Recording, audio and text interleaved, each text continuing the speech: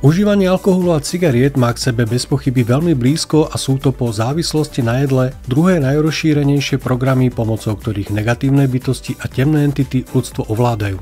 Sú to závislosti, ktorým holdujú negatívni ľudia, to znamená tí, ktorým klamanie, urážanie, výsmech alebo ubližovanie druhým v akejkoľvek podobe nie je cudzie, ale alkoholu a cigaretám podľahli aj tí, ktorí majú v srdci lásku a dobré úmysly. Čo to potom znamená byť na alkohole alebo cigaretách závislý z duchovného hľadiska? Je vôbec dôležité sa tejto závislosti zbaviť? To zaznie v dnešnom podcaste s Marianom Judom, členom týmu Božej rodiny. Ahoj Marianko, srdečne ťa pozdravujem a som rád, že sa dnes môžeme spolu venovať tejto téme alkohol a cigarety. Ahoj Vládko, ďakujem za pozvanie a som rád, že môžem spolupracovať na tomto podcaste. Dnešná téma vznikla na podnet našej predstaviteľky, ktorá položila otázku, ako vplýva pitie alkoholu a fajčenie cigariet na ľudské bytosti. Je nebezpečné aj ich malé množstvo? No, na túto otázku by sa mohla poskytnúť veľmi jednoduchá a stručná odpoveď, napríklad pitie alkoholu a fajčenie pôsobí okrem fyzického tela aj na ľudskú dušu, ktorá je v tejto závislosti uväznená a je jedno, či je bytosť negatívna alebo pozitívna, či je dobrý alebo zlý človek, obe sa stávajú z dôvodu závislosti služobníkmi negatívneho stavu, a to bez ohľadu na konzumované množstvo. No ale určite by sme sa, Marianko, zhodli na tom, že takáto odpoveď by bola nedostačujúca, pretože by neposkytla hlbšie a dôležitejšie informácie o tomto probléme. A to je vlastne dôvod nášho rozhovoru a vzniku tejto relácie, aby sme spoločne poslucháčom poskytli všetko na túto tému z duchovného hľadiska. Myslím si, že je dobré sa o tejto téme porozprávať a môžeme čerpať určite z kníh Nového zjavenia Pána Ježiša Krista a konkrétne z dialogov, kde sú tie informácie v takej podobe, aby pomohli ako aj mne, aj iným dozvedieť sa všetko potrebné. Môžeme tiež povedať, že v uvedenej knihe Dialógy s Pánom Ježišom Kristom sa nachádza aj veľké množstvo iných zaujímavých dialógov, nielen o závislostiach, ale aj také, ktoré poskytujú odpovede aj na iné dôležité existenčné otázky a poslucháčom a čitateľom týchto kníh môžu v ich živote výrazne pomôcť. Marianko, mohli by sme teda v dnešnej téme použiť pasáže zo spomenutých kníh Dialógy Pána Ježiša Krista?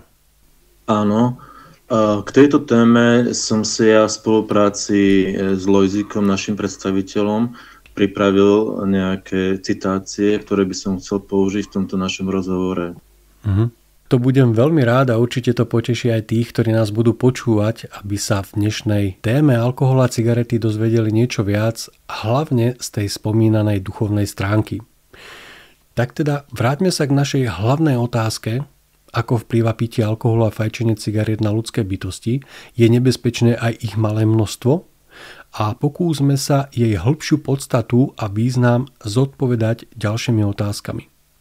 Čiže Marianko, aby sme vedeli, ako vplýva alkohol na ľudské bytosti, nemali by sme skôr poskytnúť odpoveď hlavne na to, čo ten alkohol vlastne je a prečo má taký účinok na našu duchovnú podstatu, respektíve prečo sa po požití alkoholu správa osoba inak? Áno, Vládko, máš pravdu, toto je veľmi dobrá otázka a ja by som teda použil citáciu z Dialógu 9 Pána Ježiša Krista, kde sa uvádza, že alkohol je vysokonávyková látka, ktorá spôsobuje zmenu vedomia. Inými slovami, v počiatočnom štádiu jeho konzumácie jedinca opojí a zdanlivo obšťastní.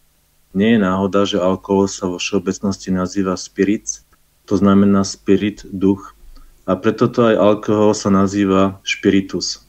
Tento názov odzrkadľuje fakt, že negatívny stav nemá žiadny správny duchovný základ, ale je založený na skresleniach a vyložených lžiach.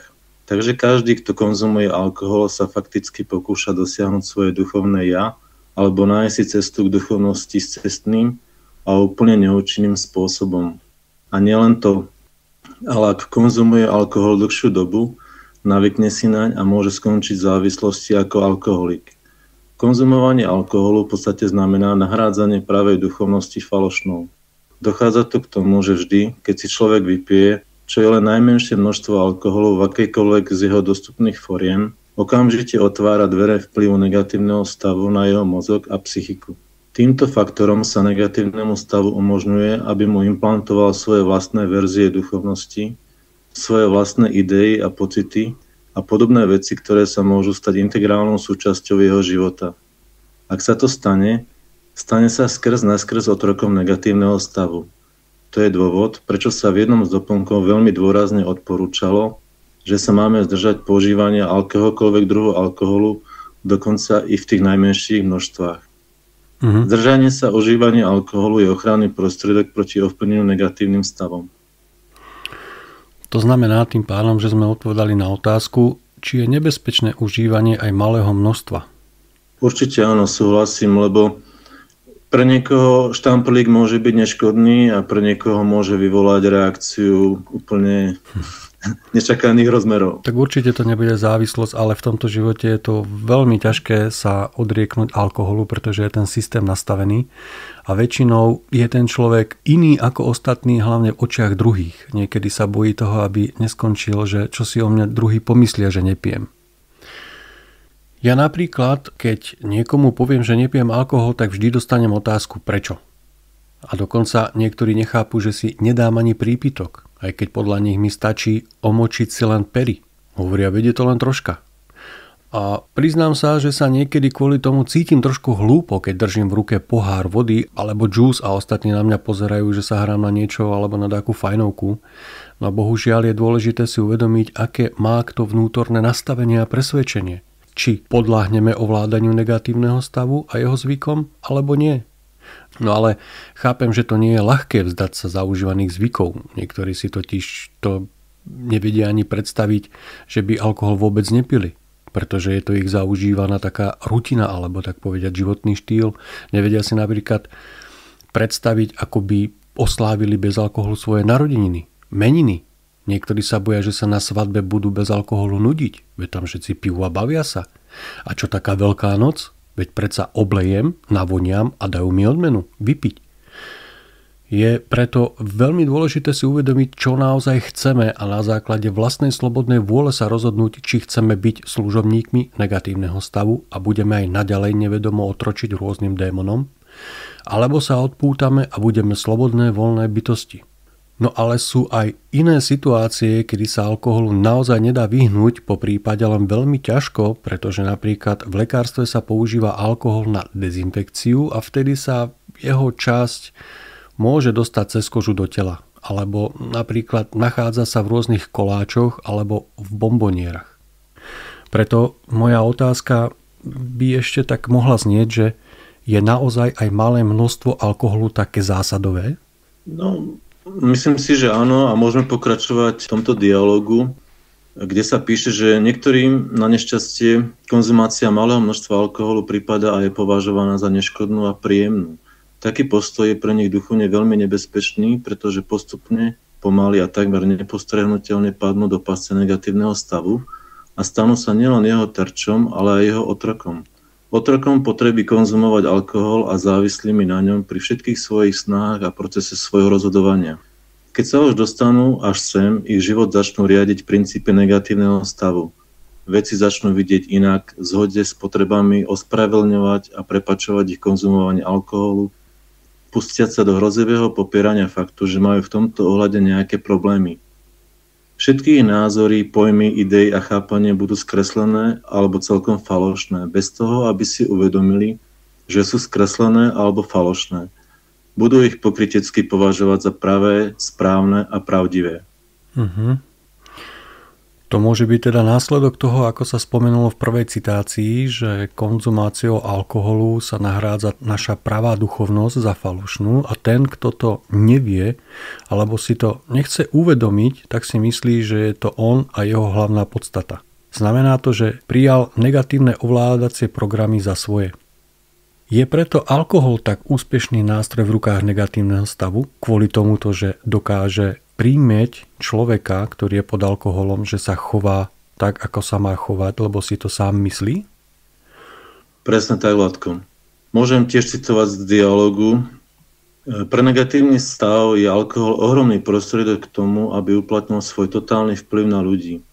Využíva ľudí na to, aby sa pokúsil skorumpovať každého predstaviteľa Pána Ježiša Krista, aby sa k ním pridal na ich rôznych párty, počas ktorých je konzumovanie alkoholu hlavnou udalosťou dňa.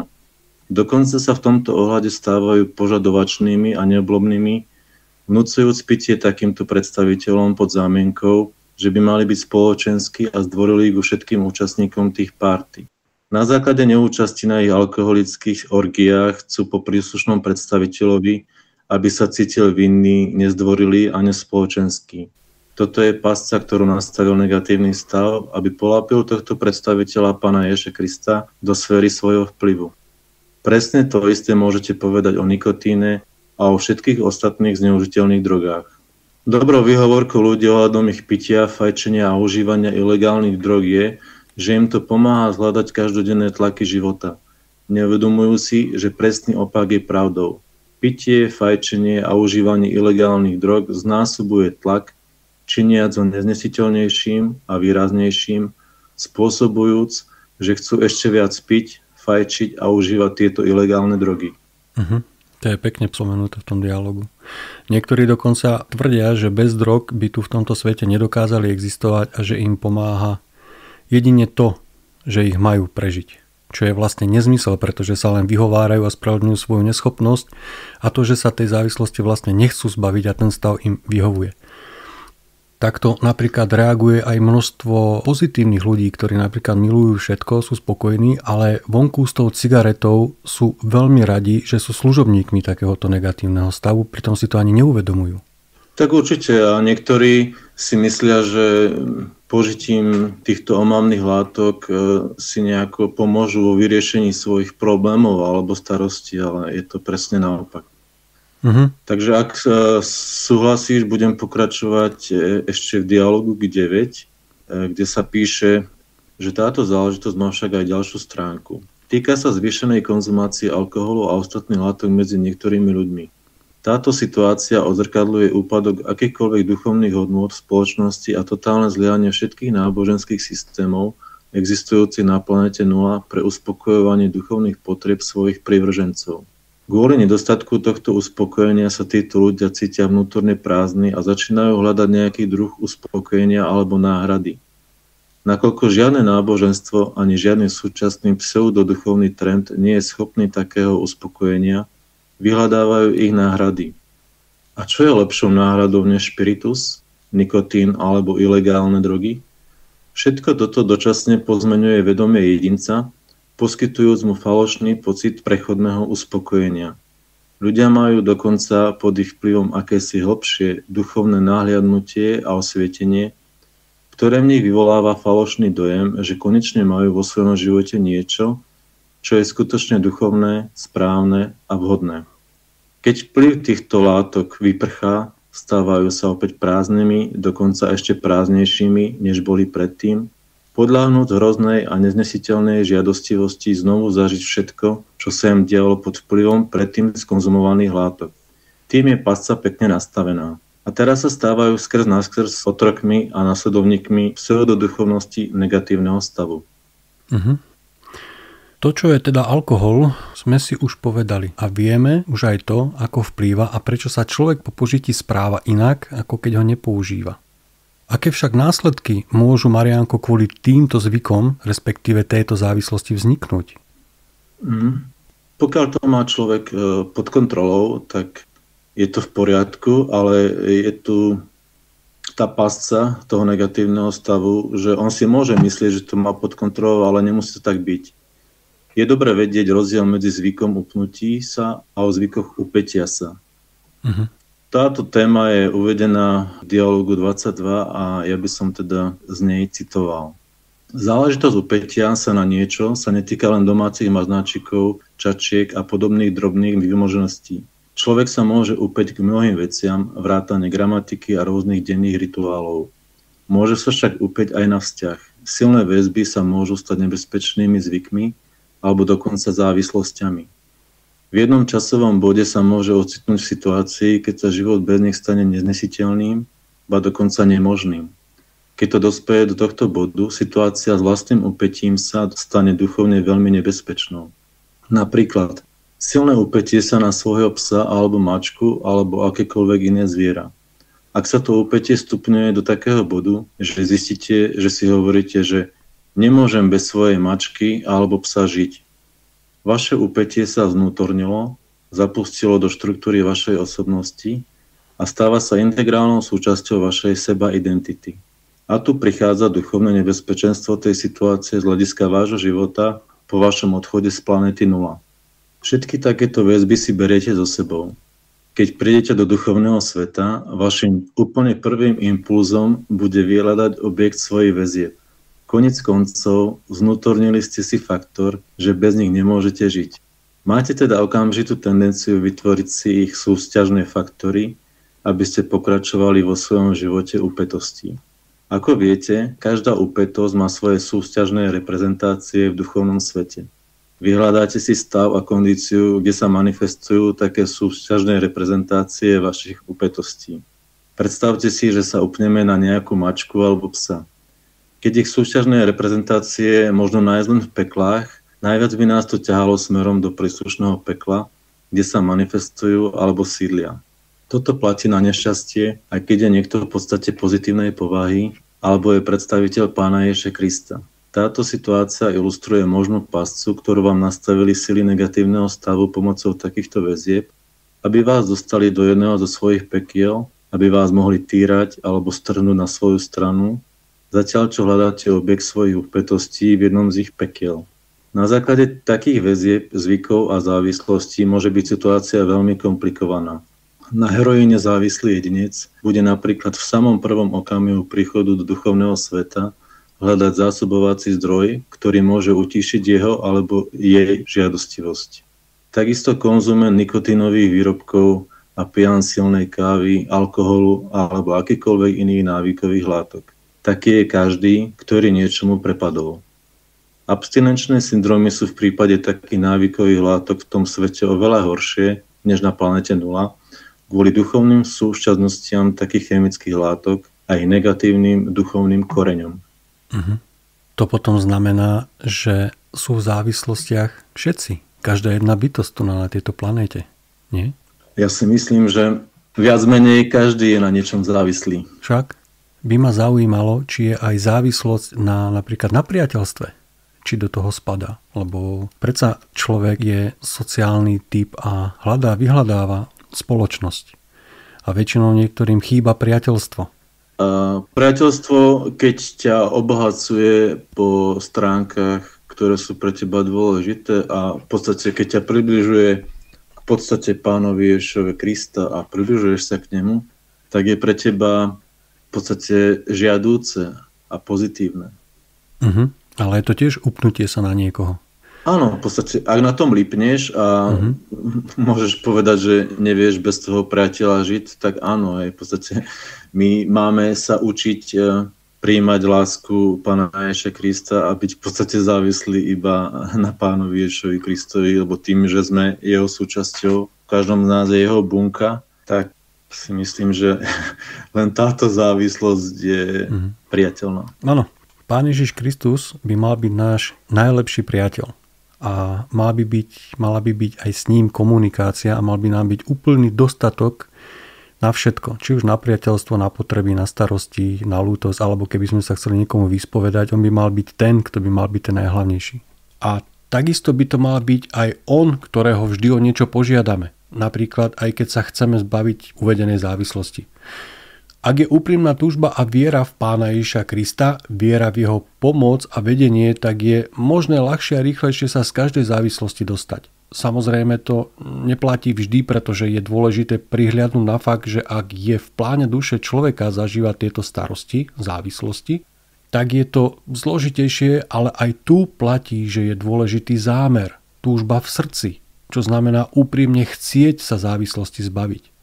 Pán Ježiš Kristus nemá dôvod ako absolútny stvoriteľ všetkého a všetkých nevypočuť takúto túžbu, o ktorej už aj tak vopred vedel, ale bolo potrebné rozhodnutie slobodnej vôle a buď nájde spôsob, aby sa prešlo na inú životnú cestu, pretože prišlo k pochopeniu či k poučeniu a nie je už potrebné ďalej tieto strasti zažívať, alebo sa dostaví úľava, aj keď bez vyslobodenia zo závislosti, ale po odchode z tela bude pre neho jednoduchšie sa jeho závislosti zbaviť a jeho duša bude rýchlejšie od závislosti oslobodená. Dôležité je si však uvedomiť, že nesmieme s Bohom obchodovať. Napríklad, ak mi pomôžeš prestať piť, tak sa začnem modliť, budem lepší človek, už nebudem to a to, alebo hento a tamto. V takom prípade sa nič neudeje a je to len dôkaz prejavu ega, ktoré chce niečo, čo nemá, v tomto prípade chcieť byť bez závislosti. Sú ľudia, ktorí sa stále sťažujú na tom, že ako sa im stále ubližuje, ako si napríklad niečo nechcú v tomto živote, stále to do ich života prichádza, ale pritom holdujú akýkoľvým chemickým a drogovým látkám len preto, aby proste sa uspokojili. No, ale nie je mi ešte stále jasný rozdiel medzi upnutie sa a závislosť, prepnutie niečomu. Existuje medzi tými pojmami jasný rozdiel? Samozrejme. Od začiatku tejto diskusie môžeme povedať, že závislosti sú extrémnymi formami upnutí sa. Môžem ďalej citovať z dialógu 34, ktorý to krásne a jasne vysťahuje. Upnutí sa môžu, ale aj nemusia viesť k prepadnutiu niečomu podľa povahy objektu upnutia sa. Na druhej strane, prepadnutia niečomu vždy končia nejakou formou buď duševnej alebo fyzickej závislosti, alebo obidvomi. Duchovný činiteľ tu tkvie vo fakte, že ľudia boli vyfabrikovaní takým spôsobom, aby si ľahko osvojili nejakú formu závislosti na vonkajších vstupoch, ktorá ich odvedie od odhalenia čohokoľvek vnútorného, čo pramení z ich vlastného vnútra. Bolo nutné vytvoriť takú situáciu, aby sa aktivovala plnosť negatívneho stavu a jeho životného štýlu, ktorý je zakorenený vo vonkajšej závislosti. Termín narkománia, prepadnutie niečomu v porovnaní s termínom závislosť, neodráža úplne svoj plný význam a duchovné nebezpečenstvo. Jedinec môže získať závislosť na mnohých veciach, nielen na chemických látkach, ako je napríklad alkohol, opiáty, nikotín, fajčenie cigariet, povzbudzujúce prostriedky, sedatíva či čokoľvek, čo máte v takej hojnosti na vašej planete. Možno získať aj závislosť na iných ľuďoch, domácich miláčikoch, jedle, sexe, pozeraní televízie, na internete a na mnohých ďalších vonkajších činiteľoch. Nech sa však získa akýkoľvek typ závislosti, jej duchovný význam je veľmi jasný. Odvádza jedinca od spoliehania sa na seba a od pocitu svojej nezávislosti a vnútornej slobody. Stáva sa otrokom vonkajšieho objektu, ktorý ovláda jej život vo všetkých jeho aspektoch a detailoch. Negatívny stav nastavil pascu. Boli zatvorené dvere k uvedomeniu si pravej duchovnej reality svojho života a života vo všeobecnosti. Alebo v niektorých prípadoch boli pod vplyvom myseľ pozmeňujúcich drog zatvorené dvere od pravej duchovnej reality a otvorené do falošnej alebo pseudoduchovnej pseudoreality. V tomto ohľade si potrebujete uvedomiť, že akékoľvek umelé vonkajšie prostriedky, prostredníctvom ktorých sa niekto pokúša hľadať zmysel života vo všeobecnosti, a zvlášť svojho vlastného života, vedú k zatvoreniu dverí k pravdivým odpovediam, majúcim pôvod v pozitívnom stave, a k otvoreniu dverí k nepravdivým odpovediam, majúcim pôvod v negatívnom stave. Takýmto spôsobom bola sformovaná štruktúra stvorenia. Ďakujem ti, Mariánko, za prečítanie citácie z dialogov. A tým pádom mám otázku, čo myslíš? Dostatočne sa zodpovedala položená otázka, ako vplýva pitie alkoholu a fajčenie cigariet na ľudské bytosti? Je nebezpečné aj ich malé množstvo? Tak to už by som nechal na každého poslucháča individuálne. My sme si pripravili tento náš podcast, aby sme nejakým spôsobom na to dali náš svoj pohľad, svoje názory, svoje nejaké myšlienky. A teraz je na každom poslucháčovi, či si z toho niečo zoberie a bude to aplikovať a praktizovať vo svojom živote. A samozrejme, že môže si tieto informácie doplniť v knihách Nového zjavenia Pána Ježiša Krista a konkrétne v dialogoch Pána Ježiša Krista a v knihách od Janky Kyslíkovej a Michala Roja, alebo bude žiť tak ako doteraz s tým, že si myslí, že je to tak správne a v pohode. Takže to už každý si musí tu zodpovedať otázku sám. To je pravda. Ešte by som sa len k tomuto dodať, že táto diskusia nemala za úlohu nahradiť knihu Dialógy s Pánom Ježišom Kristom, ale boli z nej čerpané odpovede. Uvedená kniha je dostupná na stránke nespy.info ako audiokniha pre vypočutie, alebo taktiež dostupná v písanej podobe na stránkach duchovniinfo.cz, svetelneinfo.cz, dokonca aj na stránke Triangulum ako flip kniha pre pohodlné čítanie. Tým pádom, ak sme zodpovedali položenú otázku, neostáva nám už nič iné, ako sa rozlúčiť. Alebo chceš na záver ešte niekomu poďakovať? Tak ešte raz by som poďakoval Lojzíkovi Nekolovi za spoluprácu pri tvorení tohto materiálu, na základe ktorého vznikol tento náš podcast. Ďakujem tebe za možnosť s tebou spolupracovať na tomto podcaste a všetkým poslucháčom prajem príjemné počúvanie. Tak na záver tiež ďakujem Lojzíkovi za spracovanie podkladu, ďakujem tebe, Mariánko, za príjemný rozhovor a spoluprácu na tvorbe tejto relácie, ktorá dúfam, že pomôže aspoň jednému poslucháčovi prebudiť sa a nasmeruje ho to na cestu, na ktorej sa raz a navždy zbaví alkoholu a cigariet a stane sa tak slobodnou bytosťou bez závislosti. A samozrejme ďakujem aj za túto položenú otázku. Ako vplýva pitie alkoholu a fajčenie cigariet na ľudské bytosti? Je nebezpečné aj ich malé množstvo? Pretože to bolo, milí poslucháči, zodpovedané v tejto dnešnej relácii téma pre nasmerovanie alkohol a cigarety. S láskou, tým Božej rodiny.